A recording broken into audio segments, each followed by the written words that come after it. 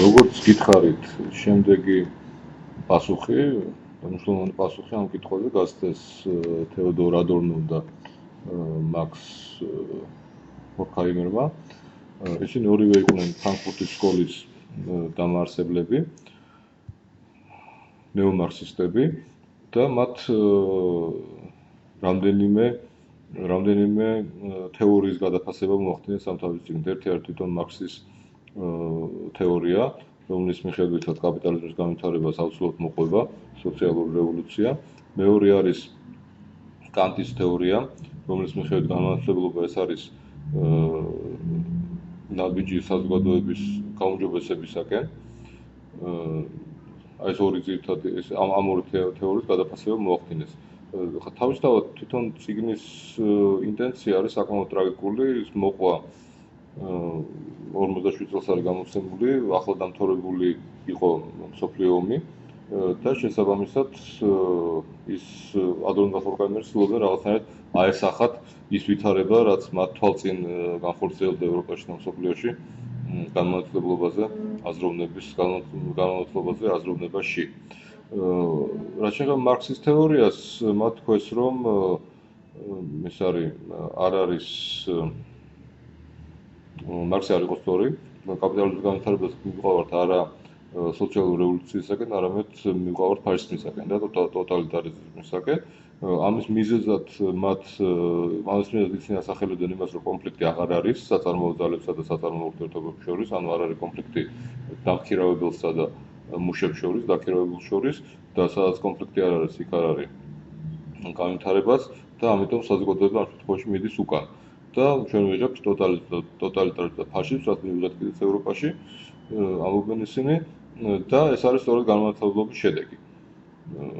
შედეგად ამობენ ისინი, თუ ჩვენი ანალიზი სწორია, ესე განმანათლებლობის პროექტი ჩაიშალა. ეს არ არის პროგრესი, ის არ არის გაუმჯობესება, ის არ არის კაცობრიობის დასრულება, არამედ ის არის პირიქით, ყველაფერი პირიქით, ის არის მიმართული გაუცხოებისაკენ, განადგურებისაკენ და მაქსიმალურად ძალიან ბევრი უარყოფითი სოციალური ფაქტისაკენ. ეხლა იმისათვის, რომ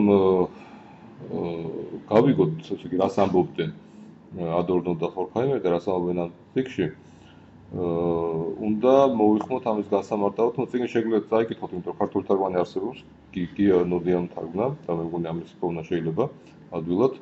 რას ამბობენ და რას გულისხმობენ ადორნო და ჰორქჰაიმერი, ჩვენ უნდა მივმართოთ ნაციონალიზმის თეორიებს, რომლებიც მაშინ არ არსებობდა, ანუ ნაციონალიზმის თემატიზაცია, თეორეტიზაცია ნაციონალიზმზე არ ხდებოდა, ჯერ კიდევ არ ხდებოდა, მაგრამ იმისათვის რომ გავიგოთ, უნდა მივმართოთ ერთ-ერთ ნაციონალიზმს და მეორე დიდი ნაციონალიზმის თეორიას და დიდი იდენტობის თეორიას.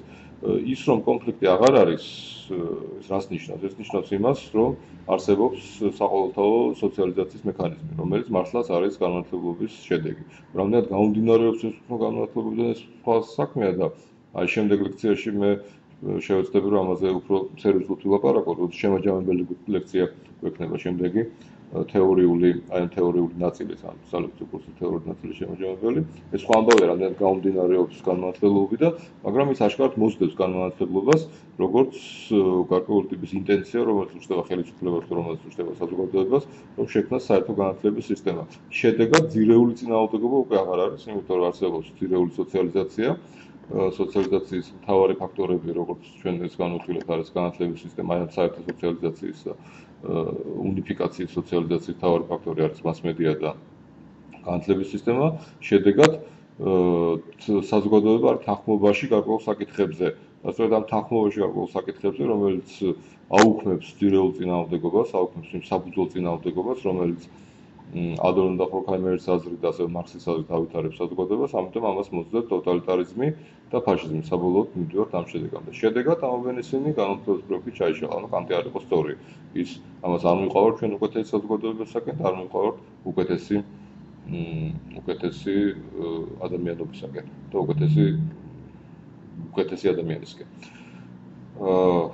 თავისთავად ახლა ბევრი შეიძლება იკამათო ამ წიგნის შესახებ, რამდენად ის სწორია, რამდენად ადეკვატურია, რამდენად არ არის ამ ტექსტში ის ტრაგიზმი და ეს ფსიქოლოგიური ტრაგიზმი, რომელიც ავტორებმა მიიღეს მეორე მსოფლიო ომის პერიოდში. მაგრამ ერთი რამ ცხადია, რომ მათ ძალიან ზუსტად დაიჭირეს სოციალიზაციის ის საყოველთაო მექანიზმები, რომლებიც განმანათლებლობის შემდეგ გაჩნდა და რომლის საფუძველი შეიძლება ვთქვათ, რომ გამოცდილობა. აი, როგორი საფუძველი, ეს საკითხია, მაგრამ საფუძველი ნამდვილად არის. ამიტომ ეს წიგნი ამით არის მნიშვნელოვანი, რომ ადორნო და ჰორქჰაიმერი ფაქტობრივად პირველად იწყებენ განმანათლებლობის სოციალურ პროფილზე ლაპარაკს. ანუ რა სოციალური ცვლილებები მოიტანა განმანათლებლობამ და კანტი ლაპარაკობდა უფრო საზოგადოების როგორც საზოგადოების განათლებაზე ლაპარაკობდა განმანათლებლების მხრიდან, ანუ იგულისხმება, რომ ადამიანები, ვინც საჯაროდ იყენებენ გონებას, ისინი მათ გააქვთ ეს განათლება ხალხში, ისინი სხვა სასწავლენ ამ მეთოდას, საბოლოოდ საზოგადოების ყველა წევრი ხდება განათლებული მეტნაკლებად. ადორნო და ჰორქჰაიმერი უკვე ლაპარაკობენ იმ სოციალურ ფაქტებზე და იმ სოციალურ მოდუსებზე, ახალ მოდუსებზე, რაც მოიტანა განმანათლებლობამ და რაც მანამდე არ იყო. ლაპარაკობენ ბუნებრივია გამომდინარე სოციალური გარემოდან, რომელშიც და პოლიტიკური გარემოდან, რომელშიც ისინი ცხოვრობდნენ, მაგრამ ეს წიგნი ჯერ კიდევ რჩება ძალიან საინტერესო ნააზრევად განმანათლებლობის შესახებ.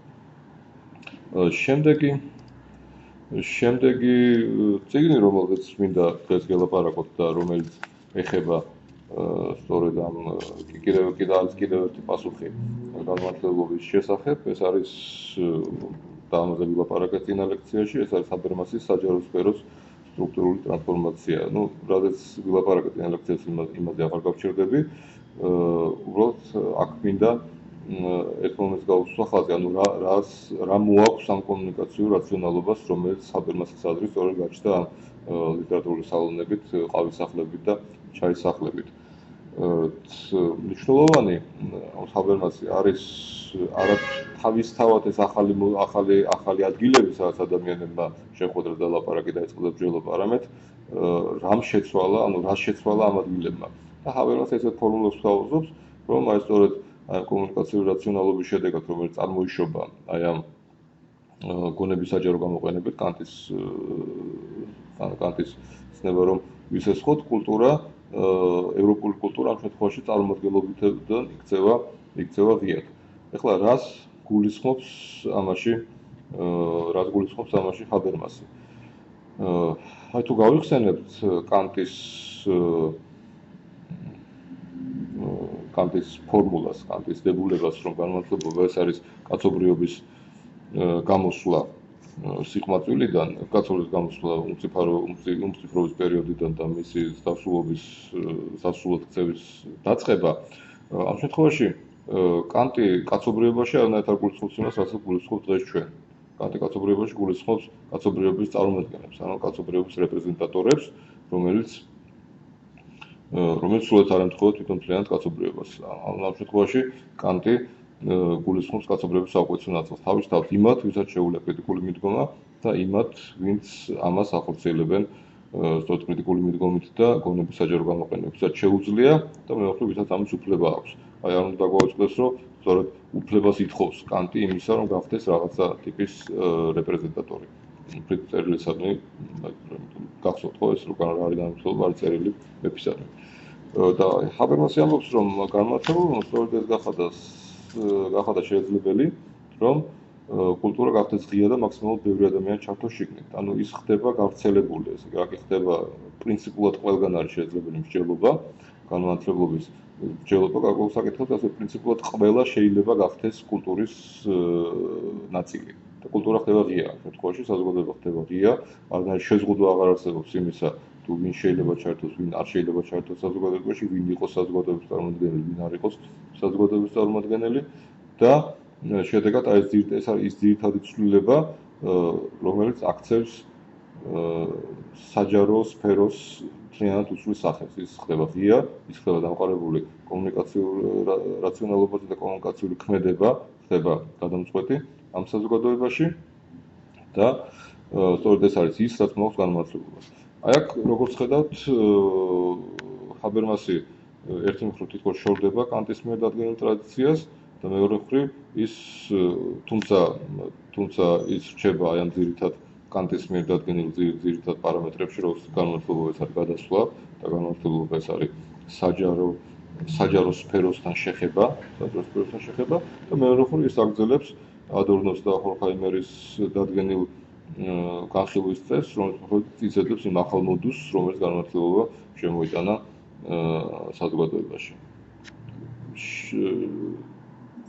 კიდევ ერთი საინტერესო პასუხი, რომელიც უკვე რაღაცნაირად უბრუნდება კანტის ტრადიციას და პრინციპში აღარ აქცევს ყურადღებას ფრანკფურტის სკოლის მიერ გაკვალულ გზას, არის უკვე მიშელ ფუკოს რა არის განმარტებობა, რომელიც გამოქვეყნდა ზუსტად კანტის პასუხის გამოქვეყნებიდან ზუსტად 200 წლის შემდეგ.